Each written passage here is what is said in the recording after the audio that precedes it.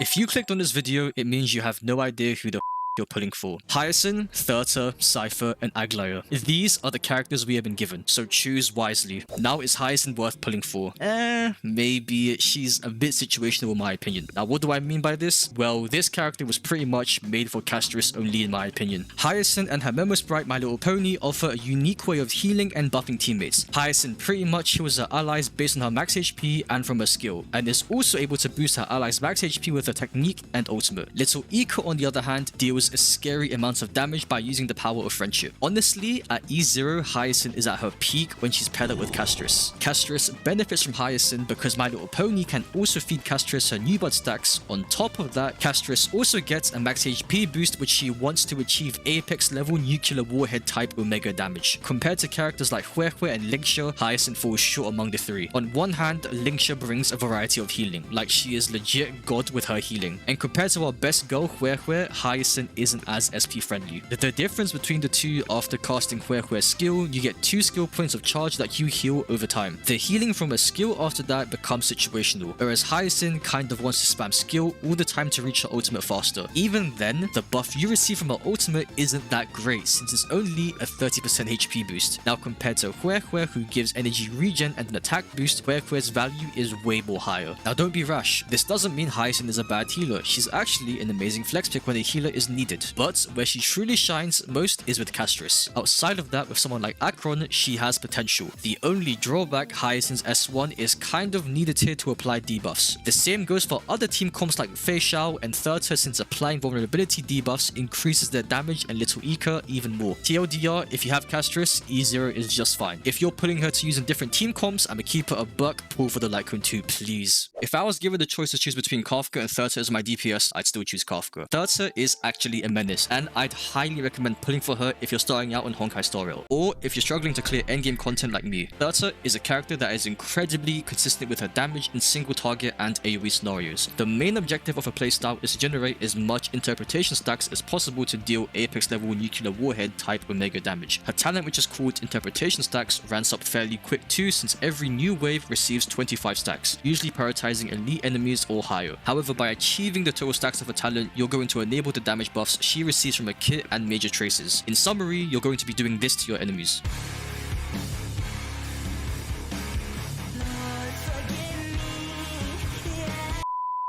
Her ultimate is actually kind of bonkers too, since she advances herself after casting it. To put it into perspective, Herta is a one-man army. She increases her own damage multipliers and has her own action advance. She's surprisingly straightforward too to use and performs well in all game modes. But what about her teams? Are there any free-to-play comps? Yes, she definitely has some options up there. For example, you can build a Herta team using Doll Herta or Server with RMC, and whatever sustains you have available to you. On the other hand, seasoned players considering pulling for this unit, you may have to chill out, because a major drawback for this character is the lack of dedicated support she has. Although characters like Tribi and RMC exist, those characters are high demand for other teams. The same can be said for sustains like Linksha and Hyacine. Aventurine is a good option too, but I don't imagine anyone having 3 limited sustains on their account, or that's probably just me. One more thing I want to add, Herta is a character that has tons of potential. With the Narcsa being released and the buffs he provides, such as generating more energy for Herta while also being an erudition character himself. In summary, for new players starting the game, Herta is an amazing character worth pulling for. Despite the limited options in teammates, you can actually get Herta from clearing Simulated Universe for the first time, and you can get RMC from playing the main quest story, and Natasha by doing the same thing. For veteran players, it all depends on the state of your account and whether you can afford to use her best in-slot team or not. Otherwise, I'd highly suggest pulling for another unit in the future instead of investing in more DPS characters. You already have a lot. Now let's talk about the one thing I hate most, cats, and Hoyo does too. Cipher, despite being an agility character, isn't worth picking up in my opinion. Again, I'm not saying she's a bad unit, and there hasn't been any horrible 5-star characters since Akron's release, but there are already decent options, and probably more characters will come out in the foreseeable future. For example, obviously she's a definite upgrade to Akron team comps, especially if your Akron is E0. However, at this point in time, we have so many Nihility characters available to us. However, Cipher with a light cone is a direct upgrade over Pella and current Silverwolf. She's probably comparable to Jiaosho 2 or maybe even better. This also puts many of us in an awkward position. Basically, we'd have to rinse our Stellar Jades in order to make make an average Akron thrive in today's current meta. And honestly, as someone who's only been playing Nihility since the start, it honestly isn't worth the effort, especially with character buffs like Silverwolf and Kafka who could potentially be viable with Akron. To put it into perspective, if you already have E0 Akron with Jiaosho, then Cipher with a light cone is actually an okay upgrade. However, this itself is a big problem. As I said, we'd have to invest our Stellar J's to make this character work. Cipher will also probably only thrive in Akron team comps, because beyond that, I don't see much use of her, especially when we have characters like Sunday, Bronya, Robin, Tribi, Runmei, and RMC, who are staple characters for today's current meta. So basically, no other character besides Akron would make use of her abilities. Pulling for her Eidolons too is an even bigger thing since it means more investment into the team. On the other hand, the many benefits of Cipher is that she applies debuffs to enemies fairly quickly and actually has the potential to be a sub DPS. She also records team damage before unleashing it as true damage during her ultimate. She also inflicts permanent 40% vulnerability on all enemies. Bear in mind that we'd be able to stack a vulnerability with Jiaosho's, meaning that we'd receive a decent amount of damage. Top that off with a light cone and we'd get a properly functioning Akron team. Now let's revisit the big question again. Is Cipher worth your pulls? And I'm gonna be honest, I think you should wait for Silverwolf buffs, because at this point in time with how the meta is, Cipher isn't worth your pulls because she has nowhere else to go and she's expensive. Okay, lastly, let's talk about Aglaea. Similar to Herta, she's actually a decent DPS worth picking up for players just starting out Honkai Star Rail. From a meta standpoint though, she is an insane unit but has a city restriction that is fixed at E1. She's also one of the most expensive units to play since you have to consider pulling for a light cone as well as investing in her other teammates such as Sunday, Robin, and Tribi. I say that Aglaea is one of the most expensive units if you intend to play her at her best. For example, you'd have to invest in her E2 and light cone. The same goes for Robin, who performs best with her light cone and E2. Sunday with this E1 and best in slot light cone, and the same goes for Tribi, but you can just replace her light cone for DDD instead. But there are alternative ways around that. For example, if you're running Aglaea with Sunday, you could either build her with a fast or slow setup. For the slow setup, Sunday is pretty much going to be dragging around Aglaea and Garment Maker around. By doing this, you're able to exchange all her substats and main stats on her boots for more damage while also maintaining the high speed action count due to Sunday's high speed breakpoint. TLDR, build more speed on Sunday and build more damage on Aglaea. A major downside for this playstyle is the high gear investment placed on Sunday, since you generally want 160 speed for characters that can drag DPS units around. Additionally, outside of her ultimate, Aglaea just becomes completely reliant on Sunday to grant her actions and energy regen. Now for fast setups, this version of Aglaea allows her more control outside of her ultimate, but obviously it comes with a catch. Her light code becomes pretty much essential for this to work. The payoff is that she builds her ultimate faster, doesn't have to lean as hard on Sunday to push her forward, and can squeeze in more actions during her ult window. On the flip side, Sunday's buffs don't last as long because of its slower speed and Aglaea's faster turn cycle, so the team-wide value can drop just a bit. Even though this build gives her more turns, it's not a straight up upgrade. You're trading buff uptime for raw speed, and the gearing is way more tighter. There are a ton of ways to tweak this setup based on who you're playing, your stats, and your playstyle. Some variants even pair her with a 160 speed Sunday to even things out. In summary, for new players, she is a great character worth picking up but requires tons of investment to play her at her best. For veteran players, I'd hold off on pulling for her unless she already met the build and setup requirements. But listen, if you